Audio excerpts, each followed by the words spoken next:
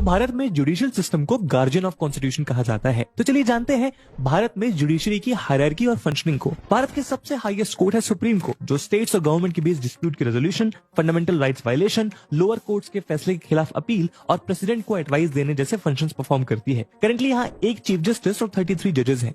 Supreme court में 3 type की benches होती हैं, 2 जजेस वाली डिवीजन बेंच, 3 या 5 जज वाली फुल बेंच और 7 या उससे ज्यादा जजेस वाली कॉन्स्टिट्यूशनल बेंच। सुप्रीम कोर्ट के नीचे आती है हाई कोर्ट। इसके कुछ फंक्शंस हैं, जैसे फंडामेंटल राइट्स को इन्फोर्स करने के लिए रिट्स इशू करना, ज्यादा पैसे और प्रॉपर्टी वाले सिविल केसेस सुनना और डिस्ट्रिक्ट कोर्ट्स के फैसले के खिलाफ अपील को सुनना।